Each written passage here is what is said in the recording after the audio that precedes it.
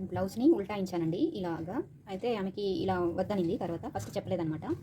అందుకని ఉల్టాయించాను. ఇప్పుడు దీన్ని పైపింగ్ వేయాలంటే ఇదంతా విప్పాలి, మళ్ళీ వేయాలి కంటే నేను ఒక ఐడియా వేసుకున్నాను. దీన్ని ఇన్నర్ పైపింగ్ లాగా పైపింగ్ వేద్దామని అనుకున్నాను. దానికోసం అని ఇలా స్టిచ్ చేసుకున్నాను. పైపింగ్ రెడీ చేసి పెట్టుకున్నాను ఇది. దీనికోసమని ఇప్పుడు పైపింగ్ వేస్తున్నానండి.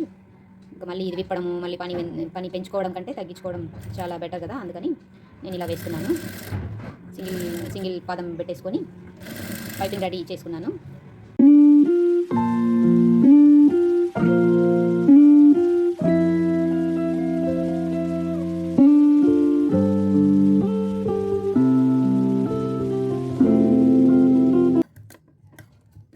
ఇలా కూడా తొందరనే అయిపోతుందండి పైపింగ్ వేయడం.